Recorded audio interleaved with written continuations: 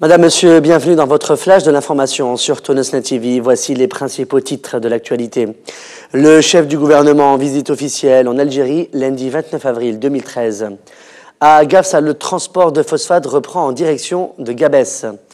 Hossein Abbessi à la tête d'une délégation de 28 syndicalistes pour l'inauguration de la place Farhat Hachet à Paris. Le Conseil de la Choura d'Ennahda devra trancher dans le régime politique à adopter. Et à l'étranger, la marque Mango veut sauver son image après le décès de ses ouvrières suite à l'effondrement de l'immeuble d'usine au Bangladesh. Le chef du gouvernement, Ali Laraï, se rendra lundi 29 avril 2013 en Algérie pour une visite officielle de 24 heures. Il s'agit de la première sortie du chef du gouvernement en dehors du territoire tunisien. Selon le conseiller médiatique, il a choisi l'Algérie comme première destination pour confirmer les relations privilégiées entre les deux pays. Lors de cette visite, le chef du gouvernement provisoire s'entretiendra avec des hauts dirigeants algériens. Des quotidiens algériens ont lancé une offensive contre les récentes déclarations du ministre de l'Intérieur tunisien Lotfi Benjeddo sur les ondes de Shems FM, soulignant que le gouvernement algérien a demandé des éclaircissements à ce propos.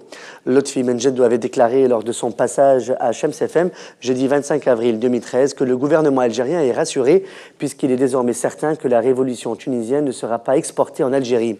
Sur quelles données s'est basé le ministre de l'Intérieur tunisien dans son analyse, s'est interrogé la presse algérienne.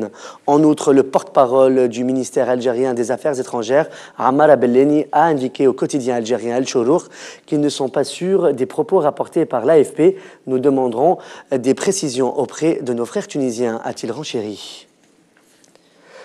Alors que la grève continue à la région de Meknessi dans le gouvernorat de Sidi Bouzi, le transport de phosphate a repris ce dimanche 28 avril 2013 entre Gafsa et Gebes.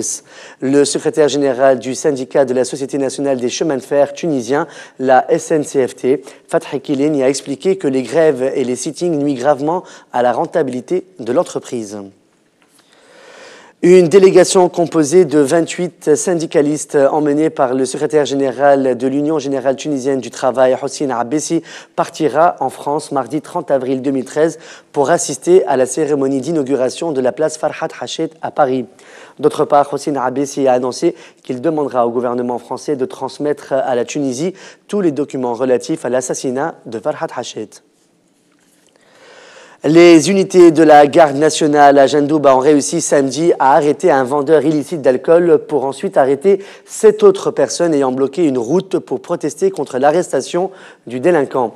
Tout ce beau monde a été arrêté après consultation du ministère public, selon le bureau de presse du ministère de l'Intérieur. Les habitants de Mejel Belarbès dans le gouvernorat de Gasserine se sont plaints récemment des coupures récurrentes de l'eau potable. Ce dimanche, ils étaient en colère et l'ont fait savoir, expliquant qu'ils ne sont jamais avertis, surtout que l'été arrive et craignant le scénario de l'été dernier.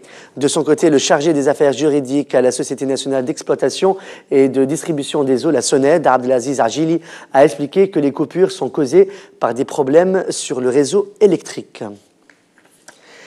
Un cadre du mouvement Ennahda qui a souhaité garder l'anonymat a déclaré ce dimanche à l'agence TAP que la décision finale concernant le nouveau régime politique à adopter et l'organisation des prochaines élections sera prise ce soir après la réunion du Conseil de la Choura du mouvement d'Ennahda.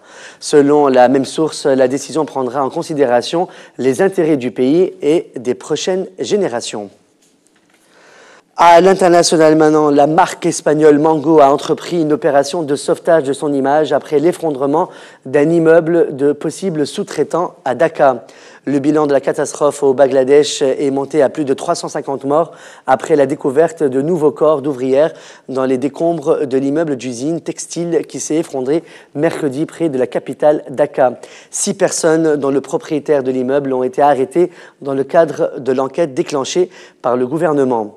C'est la fin de ce flash de l'actualité sur Tonosnet TV. Merci de votre fidélité. On se retrouve lundi soir pour un nouveau flash.